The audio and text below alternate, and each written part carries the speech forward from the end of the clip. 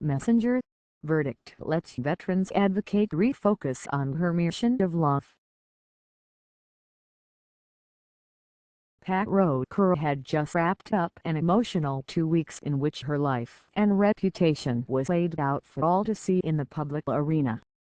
But her first words to me were focus on others. "How's your son?" she asked as I walked into the office of her St. Louis attorney, Jerome Dobson.As Kerr knows, my son is a Marine officer based in Cherry Point, Tennessee. He's going to be deployed next year, I told her, and she started ticking off a list of things for me to remember to tell him and his wife about medical care, benefits and family support services. This is the Pat Rowe Kerr veterans and their families all over Missouri have known and loved for more than a decade. For the past 2 weeks, 12 jurors in Jefferson City heard from more than 30 witnesses singing her praises as a dedicated advocate for veterans, servicemen and their families.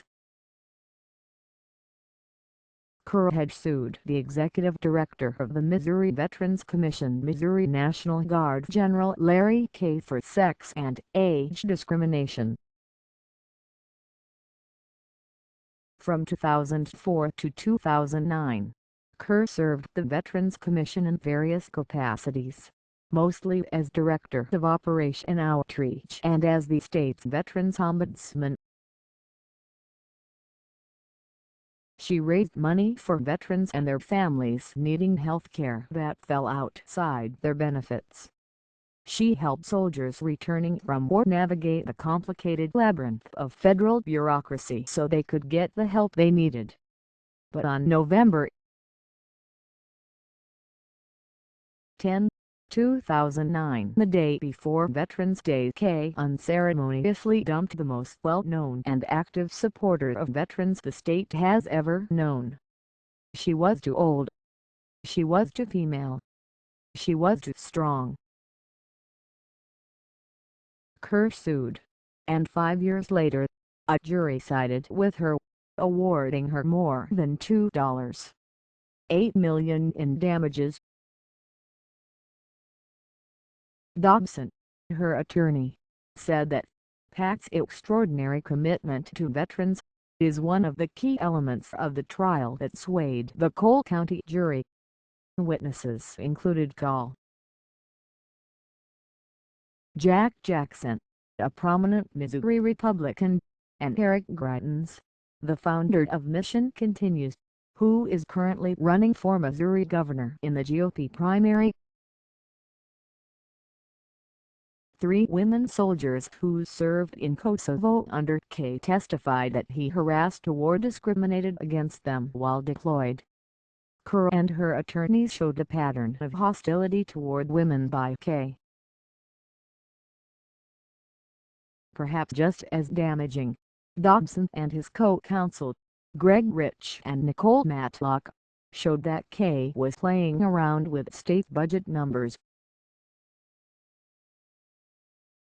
Kay's justification for firing Kerr and another woman, Ann Payne, in 2009, was that the budget was tight, in part because of the veto by Governor Nixon. But Nixon's own budget director and assistant testified that there were open positions that could have taken care of the shortfall. Then there was this. Kay had been telling the state legislature for years that his salary was $86,000. In reality he was making $103,000. Kerr was 56 when she was fired. Now 63, she remains committed to the job she was doing then, though now it's a mission of love, without the mantle of state authority. Last year, she and some other like-minded folks formed a new nonprofit called When the Yellow Ribbon Fades. It raises money for veterans who have various needs. Just Friday when Kerr and I talked, She had taken a call from a female veteran who has cancer and needs help with transportation to and from her chemotherapy treatments. No doubt, she'll continue her good work on behalf of veterans. But, despite her win, she worries still about the Missouri Veterans Commission. For now, Kay is still in charge. State Senator Scott Sitton, D-Afton, on Friday called for him to resign. But the evidence in Kerr's lawsuit, and the trial, doesn't necessarily bode well if Kay's deputy, Brian Hunt, moves up to the top job. Frankly, I think there needs to be a bit of a house cleaning over there, Dobson said. And what about the guard? One of the soldiers who testified in favor of Kerr was Lieutenant Col. Mike Fayette of Columbia, who has filed his own complaint against the chain of command in the Missouri National Guard, where Kay is a general, alleging a series of reprisals and retaliations against anybody who complains in the Guard about discrimination or the unfair treatment of women, blacks, and gays. 6 years ago, Kay signed off on the firing of Col. James Tate, an African-American who had documented numerous claims of discrimination against black soldiers in the Missouri Guard and was retaliated against by Guard leadership for speaking out. And Kay's boss, Adjutant General Stephen Janner, finds his Guard at the center of a U.S. Senate investigation into the firing of a military contractor, Michael Sannott, who also has sued the state over his shoddy and illegal treatment. One jury verdict sent a loud message about problems at the Missouri Veterans Commission, but the insidious old boys network runs deep. All of that means Pat Rowe Kerr is going to be busy in coming days and weeks.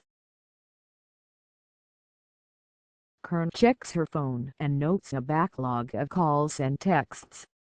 "There is no shortage of needs," she said. "Time to get back to work."